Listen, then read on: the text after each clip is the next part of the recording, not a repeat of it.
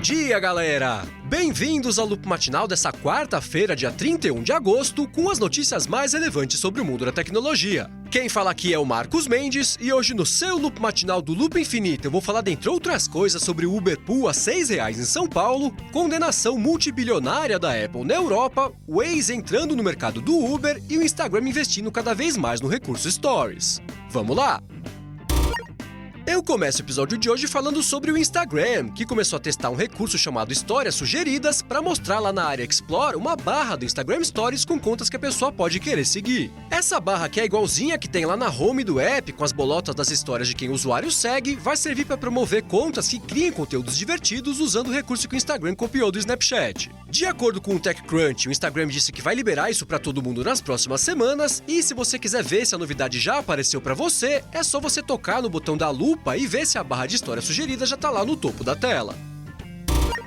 E já que eu citei o Snapchat, ontem eles removeram a página deles do Facebook, que inclusive tinha mais de 6,5 milhões de curtidas, o que mostra que eles estão bem bravos ainda com a cópia do Instagram. Ainda sobre eles, ontem pintou lá naquela ferramenta de fazer geofiltros customizados, que já comentei aqui algumas vezes, uns templates que podem servir como ponto de partida para criar os filtros.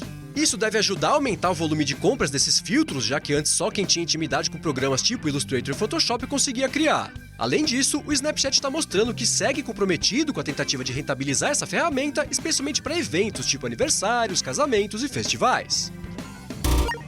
E enquanto isso, parece que o Twitter finalmente se rendeu à prática de compensar financeiramente a galera que gera tráfego para a plataforma. Isso porque ontem tanto a Bloomberg quanto o Recode publicaram matérias dizendo que para tentar atrair criadores de vídeos, eles vão vender anúncios que vão ser veiculados junto das transmissões, e aí o Twitter vai dividir a renda com quem fez os vídeos. Agora, ao contrário do que o YouTube faz, que é ficar com 45% e entregar 55% para os parceiros, o Twitter vai repassar 70% da grana e vai morder só 30%. Com isso, o Twitter espera se tornar mais atraente para os criadores de vídeo e, como consequência disso, eles esperam conseguir voltar a atrair público e tráfego para a rede deles. Ontem a Sony finalmente lançou para PCs e para PS4 o serviço PlayStation Now de streaming de jogos, que é o resultado da compra da empresa OnLive que eles fizeram no ano passado. O PS Now permite que, como eu falei, a galera jogue via streaming pelo computador e pelo PS4 uma seleção de mais de 400 games e vai custar $20 por mês lá nos Estados Unidos, o que não é muito barato. Para comemorar o lançamento, a Sony vai disponibilizar por um período limitado uma assinatura anual de $100 do PS Now e também está oferecendo um período de testes de 7 dias. A parte chata é que, por enquanto, esse serviço ainda não é válido para o Brasil e o negócio agora vai ser torcer para a Sony não demorar muito para lançar ele por aqui também. Quem escuta o Loop Matinal todo dia deve se lembrar de quando eu falei da linha Surface Pro 3 da Microsoft, que estava apresentando um consumo de bateria meio anormal. Para quem não se lembra, alguns usuários vinham dizendo que mesmo depois de uma carga completa, a autonomia da bateria não estava passando ali de 1 hora, e eis que depois de muito investigar, a Microsoft identificou o problema, que ela falou que era uma medição incorreta da capacidade da bateria e publicou uma atualização que ela falou que vai fazer o Surface voltar ao normal aos poucos.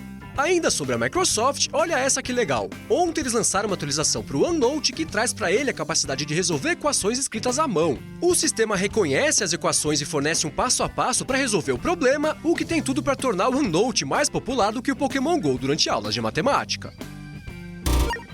Agora eu vou falar sobre o Google, que contou ontem para o site VentureBeat que vai descontinuar o Chromebook Pixel 2. O computador já não estava mais disponível nem na Google Store, nem em sites tipo Best Buy, e o Google disse que não tem plano de reabastecer os estoques. Para completar o anúncio, a empresa disse que continua comprometida com a linha Pixel, que inclusive as pessoas ainda podem comprar o tablet Pixel C, mas que por enquanto eles não têm nada para falar sobre esse assunto.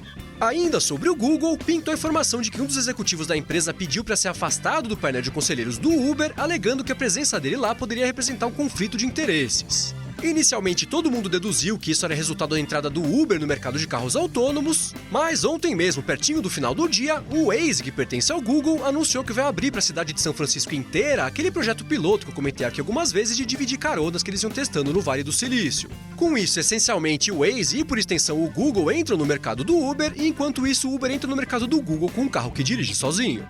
E por último, sobre o Google, ontem a Fortune falou que grande parte dos funcionários da Nest vão ser transferidos internamente para passarem a trabalhar como funcionários do Google a fim de criar uma plataforma unificada de produtos domésticos inteligentes. Para quem não se lembra, a Nest foi comprada em 2014 pelo Google e tem sido uma fonte contínua de dor de cabeça para a companhia, o que até levou o CEO Tony Fadell a pedir demissão. Ninguém sabe ainda o que vai ser da Nest como plataforma independente depois dessa nova reestruturação, mas tudo indica que a cada dia que passa, a Nest pode estar chegando mais perto do fim. E agora o assunto é a Apple, que levou um puxão de orelha multibilionário lá na Europa, depois que a Comissão Europeia definiu que o acordo tributário que a empresa tinha há 35 anos com a Irlanda era ilegal. Por conta disso, a Apple foi condenada a pagar 13 bilhões de euros para a Irlanda, o que dá quase 50 bilhões de reais, como uma espécie de compensação retroativa dos impostos que, na visão da Comissão Europeia, ela não pagou durante esse tempo todo. Agora, como não poderia deixar de ser, tanto a Apple quanto a Irlanda contra-atacaram e entraram com recursos para tentar reverter a decisão. Para tentar esclarecer a situação, o Tim Cook publicou uma carta aberta repudiando a conclusão do caso, e junto disso a Apple publicou uma espécie de sessão de perguntas e respostas para os investidores para tentar segurar qualquer desespero lá em Wall Street. O curioso é que no final das contas parece que os investidores não ligaram muito para nada disso e as ações da Apple se mantiveram relativamente estáveis ontem ao longo do dia. Agora, outro post de perguntas e respostas a respeito desse assunto que pintou ontem foi lá no site da Bloomberg e eles citam que esse tipo de situação não é inédita. Lá pelas tantas eles lembram que a Starbucks, a Fiat, a Amazon, o McDonald's e o Google já foram investigados e tiveram que pagar multas em situações parecidas depois de acertos com os governos de países tipo a Holanda, Luxemburgo e o Reino Unido. E no meio disso tudo, o vice-primeiro-ministro da Turquia resolveu tentar se aproveitar da situação e disse que o país dele está de portas abertas para a Apple. Ele falou que acha que a Apple tinha que se mudar para lá, levando com ela todo o dinheiro que ela guarda na Irlanda. Ainda em relação com a Apple, ontem pintou a informação de que aquele aplicativo Transmission de torrents para Mac foi comprometido de novo e passou 2 dias infectando a galera com um malware chamado Kidnap. A exemplo da outra vez em que isso aconteceu, eles pediram desculpas, apareceu também um guia que ensina a remover o malware que eu deixei aqui na descrição, mas nessa altura do campeonato já não dá mais para confiar no Transmission, né? O que é uma pena. E por último, sobre a Apple, ontem surge a informação de que a atriz Jessica Alba vai se juntar ao corpo de tutores daquele reality show Planet of the Apps. A exemplo do caso da Gwyneth Paltrow, que também vai ser uma das tutoras do programa, a Jessica Alba vem atuando faz um tempo no mercado de tecnologia e inclusive ela é dona de uma empresa chamada Honest Company que vale hoje coisa de $1 bilhão. Ela também já tinha atuado lá para 2012 ou 2013 como uma espécie de porta-voz da Microsoft, mas agora ela vai se juntar ao elenco de tutores e jurados do reality show da Apple, que segue sem uma data de estreia definida.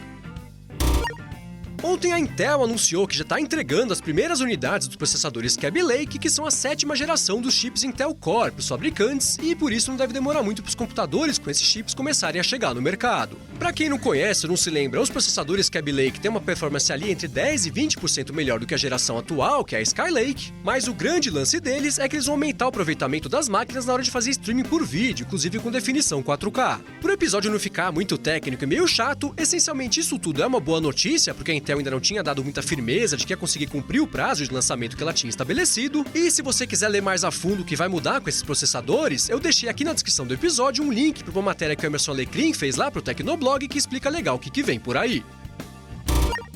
E por último, eu vou falar sobre carros por aplicativos. Ontem o Cabify, que é concorrente do Uber e adora mandar spam por SMS, anunciou que vai expandir as operações deles aqui no Brasil e deve começar a operar logo logo em Belo Horizonte e também em Porto Alegre. Por conta disso, eles avisaram que já estão começando a recrutar motoristas nessas cidades. Então, caso você esteja querendo entrar nesse mercado, talvez essa seja uma boa oportunidade, e caso você só seja um passageiro, tá aí. Logo logo você que mora em BH e Porto Alegre vai poder contar com mais uma opção para rodar pela cidade.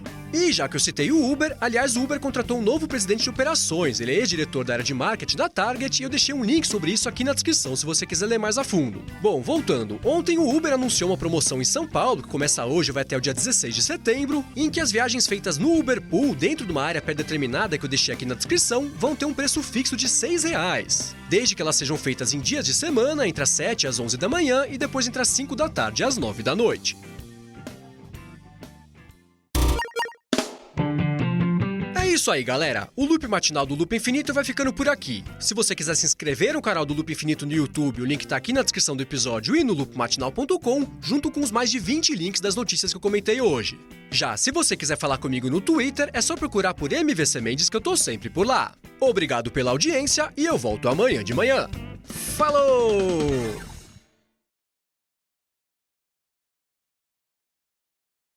Ontem a Sony finalmente lançou para PCs e para PCs Agora eu vou falar sobre o Google, que contou ontem pro site VentureBeat que vai Quem escuta o Loop Matinal todo dia deve... Ei, pagar a luz. Oh! Acendeu.